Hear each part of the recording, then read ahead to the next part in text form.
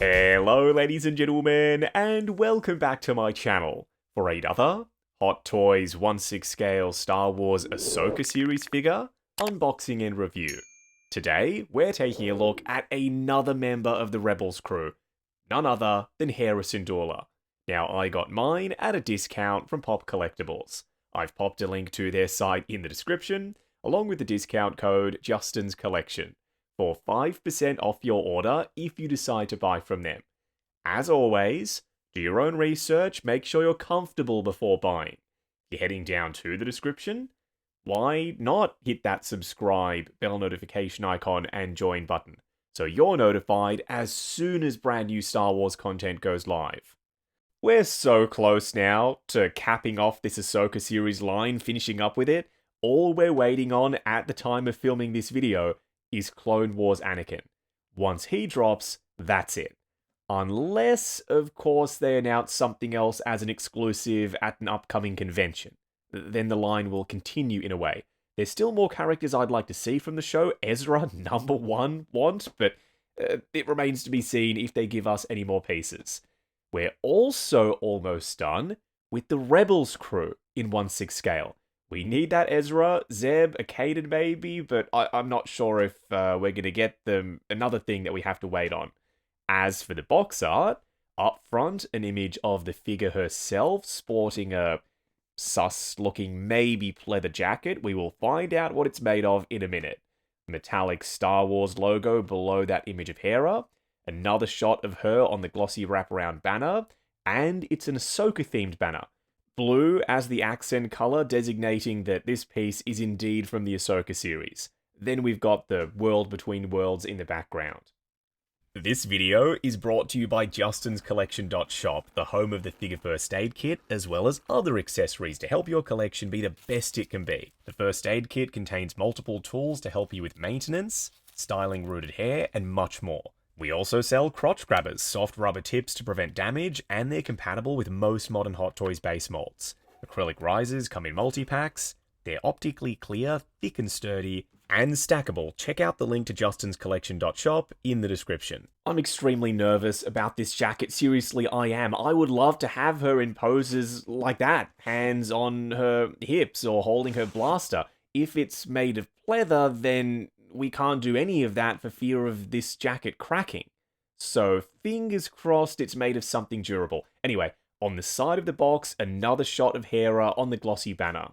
On back here, warnings, legal information, as well as their store locations. They always seem to save their best artwork, figure photography, for the inside of the box, on the slipcover. But wouldn't this serve Hera better on the outside of the box? It's way more eye-catching. The only thing that I find weird about this is Chopper is wildly out of scale. I'm not sure why they shrunk him down the way they did. First in-hand impressions for Hera, but most importantly the jacket. So far, it's interesting. Probably a little bit too early to tell what it's made of. We'll have to dive in deeper later. What we're going to do now is get all of her accessories laid out in the light box and take a closer look at everything she comes with. Starting off with the display base first, they have done something brilliant with this base. Not the bottom piece, that's pure reuse. Imperial look tiled flooring with the base topper done in gunmetal, then there's some silver chipping around the edges. And the nameplate says Star Wars and Hera Syndulla on it. It's this. That's where I want to focus my attention. They've not given us a crotch grabber or a waist clamp. Instead, I'm going to call this a belt grabber. These two metal prongs, they're height adjustable. They slide underneath Hera's belt around the back. That's what locks her in place on the stand. No ugly grabbers. This is clean, simple, very effective. When figures have loose belts like Hera, I want to see more of this in the future. Very clever what they've done with that base, and like I said, I want to see more of it. Unfortunately, it's not all sunshine and rainbows. Her satchel bag is made of pleather. This eventually is going to crack and flake. Right now, it looks fine. There's a sheen to it, leather grain texture, but this material is notoriously fragile. This strap up front, you can slot her comms device in there if you want, but it's not a proper secure connection. I may as well just show you. It's a loose fit. I don't think that's what that spot is designed for. This panel up front, black plastic, pop of red on it, then some silver dry brushing. And the tools, they are not removable. They're just one solid sculpted piece, and they're glued into the pocket. You can open up the main flap, but there's a piece of foam in there, so it's not really supposed to be a functional bag. If you took the foam out, however, then you could store some of her extra hands inside the bag, but not many. It's a pretty flat profile bag. We may as well look at this now, seeing as I'm holding it off-white, like ivory-colored paint for the body with a bit of a sheen. Then there's speckling over the top, silver for the front piece, with some grill detail sculpted in. There's something so Star Wars about a prop like this. The prop makers probably had a blast putting this thing together.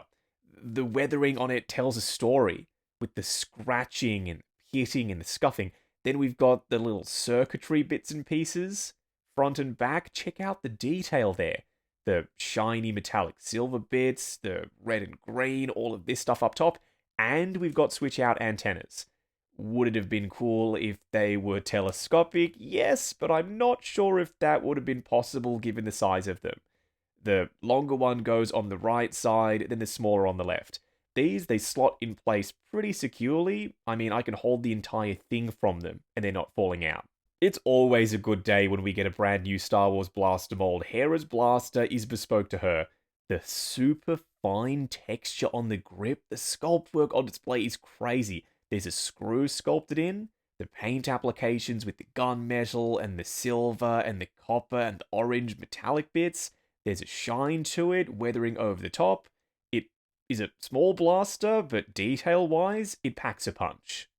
And lastly, it pleases me to say, a full array of hands. I reckon they might be listening. We've got pairs for every single one of them. 2 gripping hands, and the fingers are soft enough, you can easily pry them open to pop accessories in there without having to heat them up with a hairdryer first. They look like they could be real leather gloves because of the fine leather grain texture and the wrinkling. There's so much rippling and wrinkling, very believable. 2 relaxed open palm hands already installed on her right out of the box. Almost gripping hands, they're more so meant to be placed on her hips, I think. And 2 trigger finger hands, plus 2 removable glove cuffs. Soft PVC plastic, they flare out at the base, and the reason they're included is to complete the gloved look if you display her without the jacket. Most of us will likely keep the jacket on, but I mean, it's a nice inclusion. And color, texture, finish, wrinkling match versus the hands, perfect. What we're going to do now is get Hera herself out here. Standing straight up and down in the light box, no crazy poses or accessories or anything like that. Except for her blaster, I've put that in her holster just to complete the look. This is their first attempt at a Twi'lek in 1/6 scale. At Hera Syndulla. And yet they nail it. They make it look easy. But nothing about this would have been easy from a manufacturing perspective.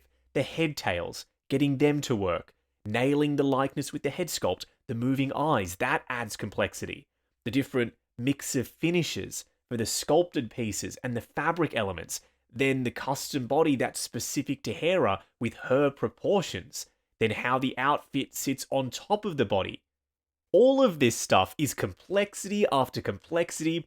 Somehow, it all comes together. It all looks cohesive, and with her simply standing there in front of us, she looks incredibly real. Is this another 10, the Ahsoka series line, in terms of the head sculpt? Well, up close and personal, kicking things off with Hera's head sculpt. Even though she's green, even though she's got the pilot headgear on with the head tails, I can still see the likeness to Mary Elizabeth Winstead. They killed it with Hera's sculpt.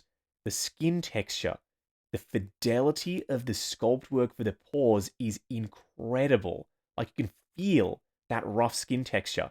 The paint applications, yes, she's green, but there's shading. There's some rosiness to the cheeks. There's some redness under her eyes.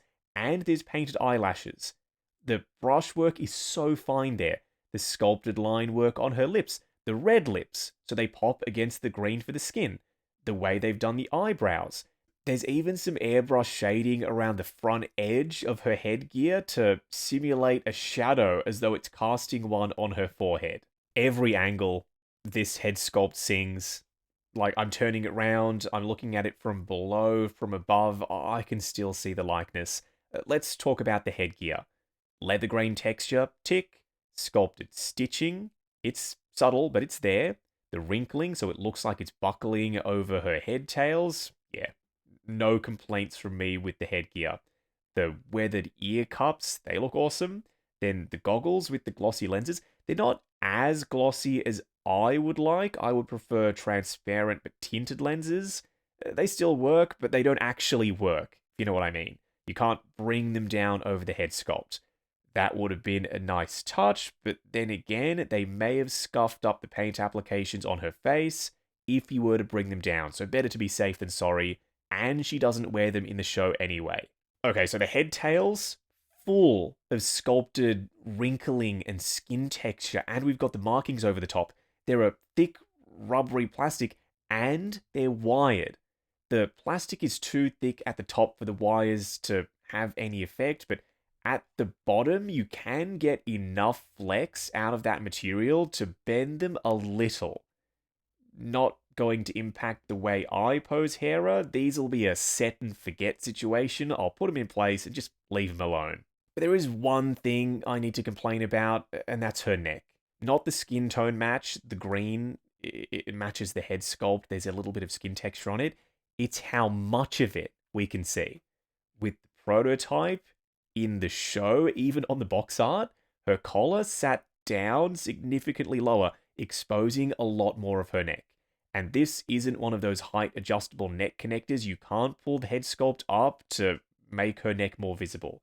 What you see is what you get. It's not like there's no neck. There's enough showing that I can work with it. For most poses, it's not going to be a problem. Now, her eyes. Let's talk about the moving eyes. They're a piercing blue. There's some vein work on the white parts. It's more visible once you move the eyes around, so let's give that a go.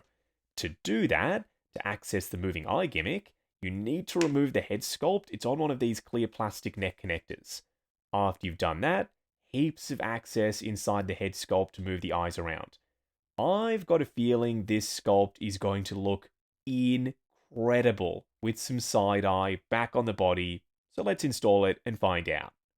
Do I need to say it? The side eye, I'll be displaying her with it. Left, right, doesn't matter. Probably a head tilt back, slightly sassy, but head tilt forward, yeah, that also works. It's pretty tricky to get these eyes lined up and get them to look good because her eyes are very wide open. Unless you're hiding some of her pupils underneath her top eyelids, then she'll have this dead-eyed stare thing going on. Spend some time with it, just work with it, get it to look as good as possible. My suggestion is to look at the head sculpt from the underside. That, I found, is the easiest way to line her eyes up. See what I mean? If you don't have any white visible under her eyes at all and her pupils are fully showing, she looks like she's startled. She's in shock. So do yourself and this figure a favor. Move the eyes up when she's looking straight forward or left and right. That's so much better. I've just discovered, because I've had to take the head sculpt on and off so many times, that her goggles are not glued in place. The ear cups can't rotate, so she can't properly wear them. But if you wanted to fake it or make it look like she's bringing them down for a pose or even sit them there perhaps, you can slightly adjust them. Let's talk about the elephant in the room. Is Hera's jacket made of pleather? I'm so sorry to say this, I don't know. I've smelt it and I felt it. It feels and smells like genuine leather. I checked Sideshow's website. I checked Hot Toys' website. The Hot Toys Facebook page pre-order announcement for this piece. No mention of materials at all, especially not genuine leather. And you would think if they were using high quality real leather, they would tell you. But as it stands, I'm thinking that it may be a real leather jacket. If this being pleather is a deal breaker for you, then still don't get it because there's no way of knowing for sure. It's just that over time, if it's leather, it's going to flake. If it's genuine leather, it's going to last a hell of a lot longer. There's even some lighter brown dry brushing on it over the wrinkles to simulate patina and age and wear and tear. Then the patches. All of the patches, they're real. They're actual embroidered patches. This is not screen printing. They've not faked it. I've never seen them do that before with leather-style jackets. The rank badge is a sculpted piece, sits proud of the surface, shiny and metallic. Then we've got the faux fur collar. It's thin, it sits over the top of her jacket just fine, it drapes there no problem. The lapels are stitched in place, and the bottom of the jacket is wired. The front edges, they're not, but you can pinch this in around her waist and get it to hug the body nicely. Around the back, it's cinched, and we've got this, what would be elastic piece. It's not actually elastic in 1/6 scale, there's no stretch to it. Instead, it's a felt-like fabric. We'll discuss the undershirt once we remove the jacket, so let's move on to the belt. While the jacket could be made out of genuine leather, it, as I said, smells like it is. The belt, this strap, the holster, the strap over the top of the blaster, and the thigh strap, all of that is 100% certified pleather. So eventually these pieces, they are going to flake on you. They should have sculpted the belt and everything else. Like, this could have been plastic. There was no need to make this out of pleather, and it would have conformed to the body properly. It's meant to sit at an angle, and yeah, the pleather buckles, and it looks kind of unsightly. These silver bits are not removable. This pouch is made of pleather as well, some real metal studs, but the buckle is plastic, painted in shiny metallic silver. So the holster is functional, and yes, it still would be functional. If it was sculpted plastic, it would just properly conform to the shape of the blaster. With pleather, you're relying on the material to do that. It looks good now, and it fits the pistol fine. Then this strap comes over the top and closes magnetically, but it's putting a lot of pressure on certain points on the inside of the holster that may accelerate the degradation process. We'll just have to wait and see. Let's discuss her proportions. There's been this conversation around Hera that Hot Toys have deflated certain things. I don't think that happened. I think what they've done is they've loosened up the pants, which gives them a baggier look, maybe for posing. Because this orange fabric is not stretchy. There's barely any stretch to it. So if they were completely taut, and they were showcasing all of her assets, then you wouldn't be able to move the legs as easily. In fact, you already can't really move them properly. You'll see what I mean when we get to the articulation segment. Stitching, clean, everywhere. The color of orange they've gone with, punchy and vibrant. Then we've got the stitched knee pads, some faux pockets on her thighs, then these stitched in sections that look like they would be pockets up front. They aren't functional, which is a good thing, because if they were, they'd need extra lining, and it would throw off the silhouette and make the pants look overly bulky. The boots are strange, man. What did they do? They're split cut, so you can get more range out of them, but they're still pleather. When have we ever asked for split cut pleather boots? It's like the worst of both worlds. We're getting ugly split cuts and pleather. If you're going to do a split cut design, you may as well just sculpt the darn things. The leather grain, you can do this in PVC. The material mesh texture, that is doable as well. But now we've got real fabric for the back of the boot guards, then some real fabric on the shoes and some pleather. I'm not sure how I feel about this. I need to let my thoughts develop. We'll likely come back to this in the pros and cons segment. There's some sculpted tread on the underside. You can even see some stitching around the edge and some weathering over the top. Removing the jacket is not overly hard. Just bring her arms back, remove her hands, slide the darn thing off. Wait, did her proportions just get better without the jacket? 9 times out of 10, it's the other way round. Hot Toys rely on outer layers of clothing to sell figures' proportions and beef them up and give them a fuller frame. With Hera, the opposite is true. She's got this slope down to her shoulders, that looks natural, this squared off look. and you can bring her arms completely flush down by her sides. Then the neck thing. Flare out the collar because the jacket isn't cupping the base of it, keeping it in place. That shows off more of her neck. The glove cuff thing, they slide over the ends of the hands on her wrists, covering up the wrist pegs. And the way they've cinched the sleeves for her undershirt, how they tuck into the gloves, it looks like the gloves themselves are cinching the fabric taut. Very clever how they've done that. Textured brown fabric for the main body, then the darker brown inlaid bits for the collar and these stripes down the front. And we've got some stitched in pleats around the back. Every now and then, I'll rock her like this. Still got to go back to the jacket though. That wasn't too bad, reinstalling the jacket. Usually I'm not a fan of removing figures' jackets if they're installed at the factory because getting long sleeves all the way back down through the outer jacket sleeves is a nightmare.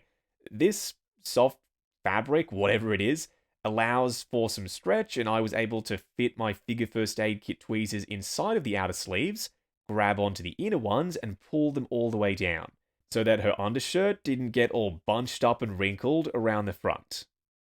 Look at that. Look at that shot right there.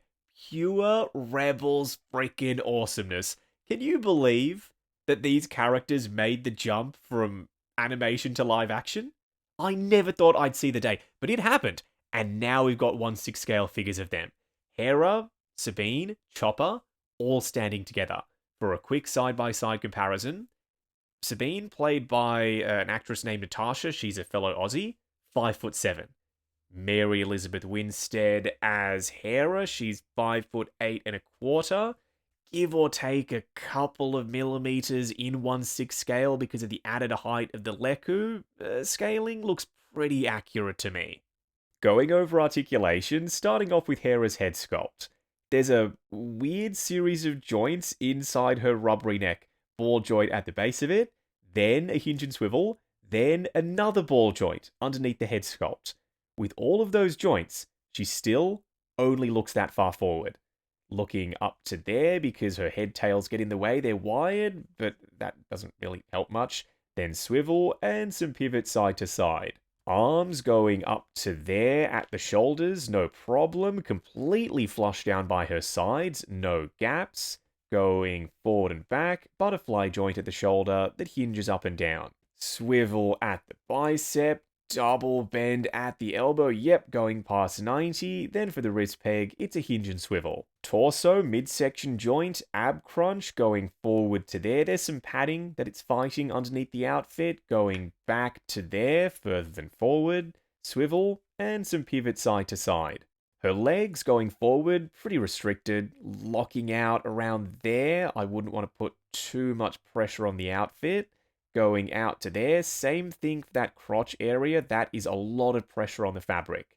Swivel at the upper thigh. Double bend at the knee, going past 90 on soft ratchets. Then a split cut boot design and a double ball peg, good for forward and back, rotation, as well as plenty of ankle tilt. Moving on to the 3 cool and 3 annoying things. The first annoying thing is, what in the pleather hell is this? Split cut boots, but not sculpted plastic. They've given us a split cut, yet they've still made the fucking boots out of pleather. There is no reason to do this. All of this could have been sculpted plastic. It would have worked better, it would have looked better, and it would have been more durable. Hot Toys, never do this again. The second annoying thing is, where is Hera's neck? This is the prototype on the box, and you can see it. With the final production piece, the collar sits up way higher, and because the collar is very tight around the neck, you can't pull it down to reveal more of it. I've tried my best to give her as much neck as possible, but that is what I ended up with. The third annoying thing is another pleather-related one. Let's give them the benefit of the doubt with the jacket and say that that could be genuine leather. It's a possibility, but I doubt it. Either way, the belt, this strap for the holster itself, then the strap around her thigh, the bag strap, the boots, all of that stuff is made of pleather. Why do they keep relying on this terrible material? The belt could have been sculpted plastic, same thing with all of this, the boots, even the bag. There was no need to use this stuff. The first cool thing I'm geeking out about this, something about really tiny stitching, 1/6 scale stitching for real patches. How did they do that? Like, normally they'd fake it, they'd print these, and they'd have them as overlays. Not this time. These are properly embroidered. And that means for characters with flight jackets in the future, I expect this level of quality. The second cool thing is the belt grabber. Such a clean way of attaching a figure to their display base. No ugliness around the front, really. There's the post at the back, but I can live with that. The only concern I have is it puts a little bit of pressure on the belt, but it's a loose fit. I don't think that's going to cause any damage. The third cool thing, this might not register for you, but it's the glove cuffs. I'm nervous about the material for the jacket, leaving Hera in poses, so I could potentially take the jacket off and still have the completed look for the gloves with these additional pieces. And you can slide them over the base of the hands to cover up the wrist pegs. Wrapping up on Hot Toys General Syndulla. This is Hera from live action, the Ahsoka series technically, but she works as a Rebels representation as well. How do they keep doing it? How do they keep delivering figures in this line at this level? It's like they've got the A-team exclusively working on Ahsoka series figures because... trigger the eye roll. I've been saying this a lot recently with these Ahsoka pieces. She is another must-have. Marok isn't. The Night Troopers, you could live without them. But Hera? From Rebels? And now we get to see her in live action, played by the badass Mary Elizabeth Winstead. How could you not want this piece? The green skin and then the orange pants, the pops of color on the jacket, how the outfit is tailored, how good the proportions are, the unique and different accessories. This figure is chock full of visual interest, and if you take the jacket off, because I'm worried about damaging the material, then you can pose the shit out of her because most of what you're seeing on the body is full fabric. Now, the question mark for me is the jacket leather? I wish I knew. But there's no way of testing the material except for the usual stuff like smelling it and feeling it, unless I were to take it to a lab, and I don't know of any labs that would test a 1/6 scale jacket to see what it's made out of. At least around me, I'm sure there's someone who would do it. But say you don't care about the jacket maybe being made out of pleather, and the belts and the holster and the boots and the bag definitely being the stuff. There is very little else that is going to throw this piece off for you. So I've already said it, but one more time. At the end of this video, do you need to get her? Yeah, you already know the answer. Cop this piece if you can. If you've got room in the collection, a Hera-sized spot next to Chopper and Sabine, you already know what you have to do. Now, I got mine at a discount from Pop Collectibles. I've popped a link to their site in the description, along with the discount code Justin's Collection, for 5% off your order if you decide to buy from them. As always, do your own research, make sure you're comfortable before buying. If you're heading down to the description, why not hit that subscribe, bell notification icon, and join button if you like the sound of seeing your name in the end credits of my reviews. Like, comment, and subscribe. We'll catch you in the next video.